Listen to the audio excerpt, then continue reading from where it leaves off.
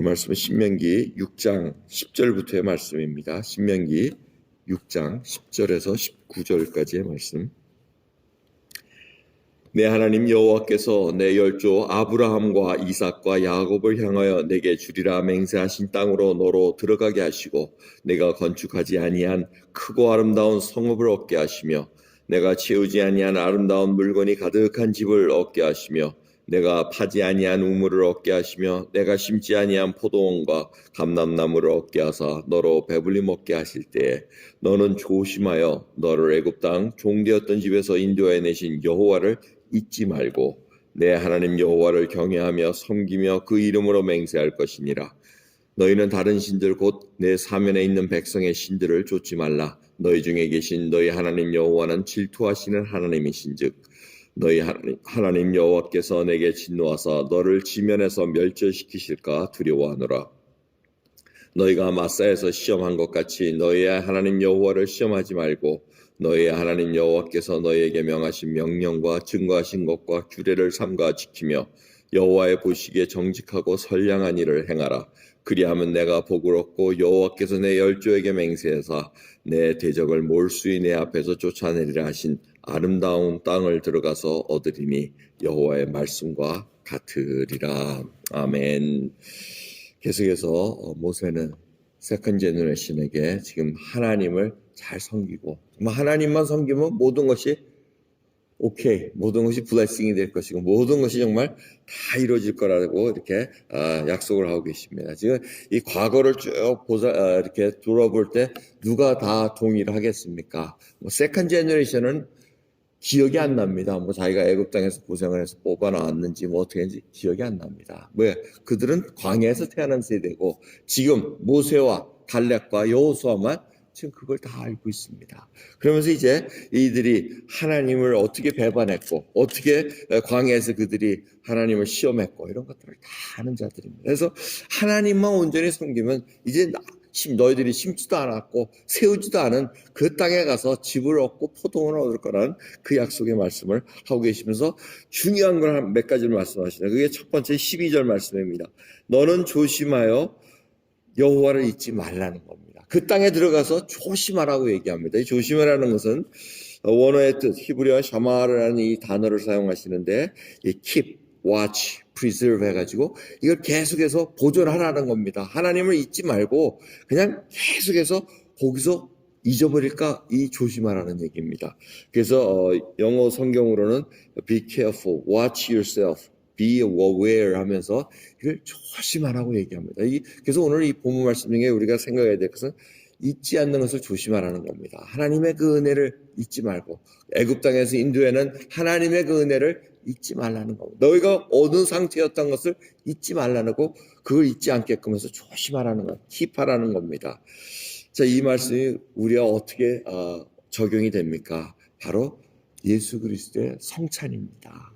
우리가 왜 매일 이렇게 예배를 같이 모여가지고 성찬은 같이 모여있을 때 해야 됩니다. 집에서 아무리 해봐야 집에 의미가 별로 없습니다. 다 모여있을 때 하나님의 백성들이 모여서 성찬하는 것은 주님께서 기념하라고 얘기합니다. 기억하기 위함입니다. 잊지 말라는 겁니다. 뭘 잊지 말라? 예수 그리스도의 피와 살이 나를 구원해 주셨다는 거. 내가 어떠한 상태에서 구원을 받은 자였는가? 그걸 잊지 말고 여러분 우리가 누리는 은혜가 많습니다. 소위 말하는 여기서 얘기했던 복입니다. 그 복들을 우리가 누가 주셨나? 내가 받을 자격이 없는데 주님께서 구원을 베풀어 주셔서 이렇게 이만큼 먹고 살게끔 해주셨다는 겁니다. 세상 법으로 하면은 참 속이기도 하고 엄청 엉망진창인 삶이었으나 하나님의 은혜로 건져주셔서 이제는 이렇게 먹였으니 그걸 잊지 말고 계속해서 하나님을 경외하라는 겁니다. 근데 그거 잊지 않기 위해서 조심하라는 겁니다. 이 사람의 마음은 깜빡하면 놓치기가 쉽습니다. 이거 해야 되는데 오늘 나 연세 드신 분들 같으면 약을 먹었나 안 먹었나, 성경을 읽었나 안 읽었나, 심지어는 기도를 했나 안 했나 이 정도까지 갈 정도입니다. 근데 하나님의 은혜를 잊지 않도록 조심하라는 겁니다. 정말 깨어 있어야 된다는 겁니다. 그래야지 하나님 앞에 온전히 쓰고 조심해서 이름도 맹세하고 하나님의 이름으로 맹세하라는 13절의 말씀을 합니다. 근데 이게 여호수아가 정복해가지고 그 예루살렘 막 이게 막 들어가고 막 이럴 때 여부수 사람한테 속지 않습니까? 근데 그들이 속았음에도 알매도 불구하고 그들을 죽이지 못하는 이유는 여호와 하나님의 이름으로 맹세했기 때문에 죽이지 못합니다. 그만큼 잊지 않고 자기네들이 어떤 자였는가, 하나님의 이름으로 맹세했으면, 서원했으면, 서약했으면 지켜야 된다는 겁니다. 자기들이 손해를 보더라도 지켜야 된다는 겁니다. 그게 다 하나님 앞에 지금 서 있는 그 조심스러운 모습을 알려주고 있다는 겁니다. 자, 우리가 진정으로 하나님 앞에 조심스럽게 하나님을 잊지 않고 정말 살아가고 있는가, 그걸 살펴봐야 됩니다. 두 번째 오늘 말씀에 보면은 18절에서 19절 보면 여호와의 보시기에게 정직하고 선량한 일을 행하라고 얘기합니다. 자, 율법을 다 줬었는데도 불구하고 율법을 행하라 그러면 될 텐데 그러지 않고 정직하고 선량한 일을 행하라는 겁니다. 이게 정말 하나님의 마음속에 중심을 잡은 자들이 정말 마음 중심에서 선한 동기로 지금 행해야 된다는 겁니다. 궁일함을 베풀 때는 궁일한 마음을 갖고 행해야 된다는 겁니다. 이게 외식적인 삶은 안 된다는 것을 알려주고 계십니다. 근데 이 선량한 일이라는 게 무엇입니까? Right and good입니다. 바로 옳고 선한 일이라는 것입니다.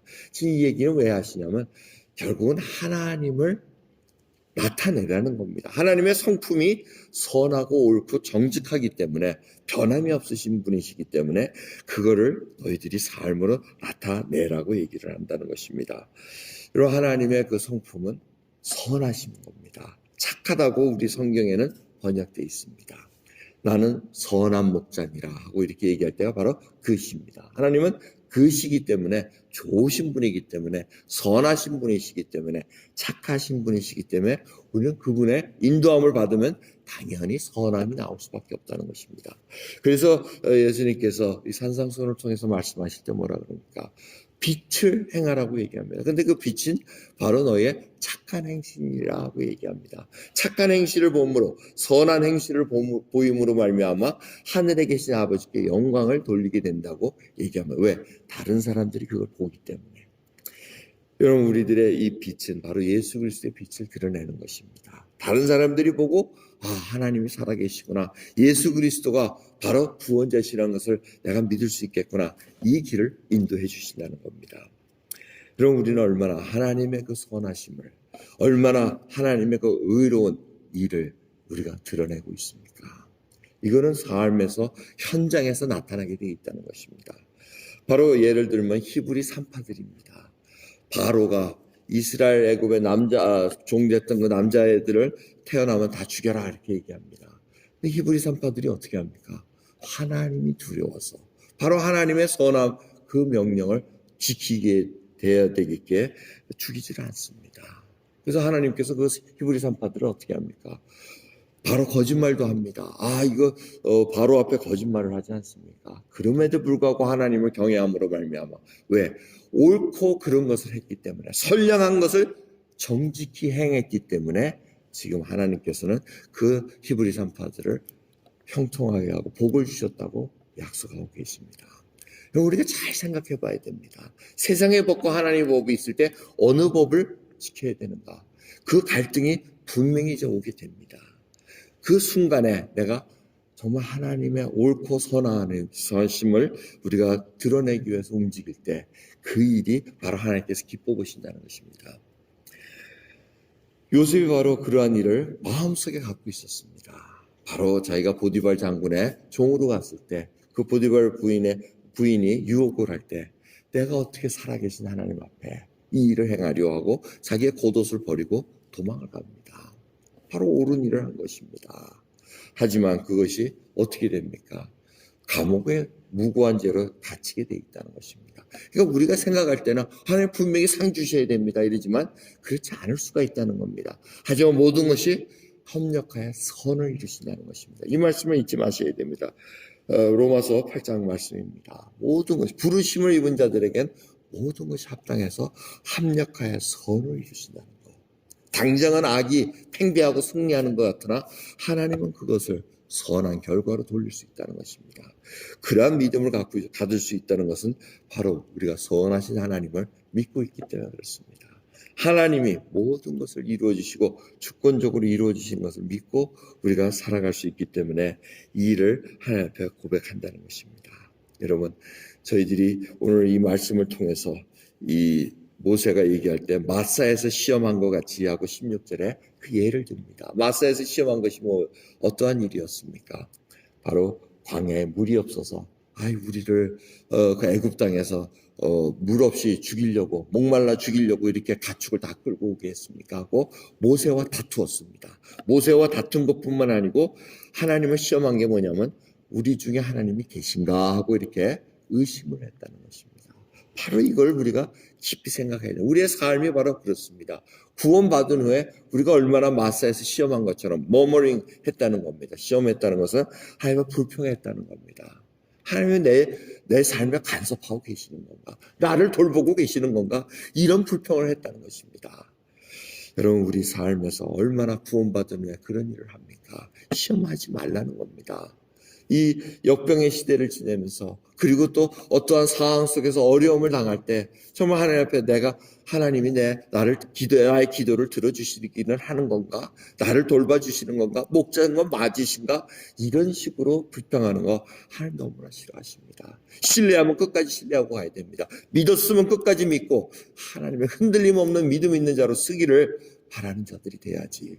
자그마한 상황 속에서 하나님의 그 선하심을 잊어버리고 자기의 그 부패한 심령을 다시 끄집어내서 하나님 앞에 불평한다는 것은 아무 의득이 없고 우리에겐 유익이 없다는 것을 다시 깨달으셔야 됩니다.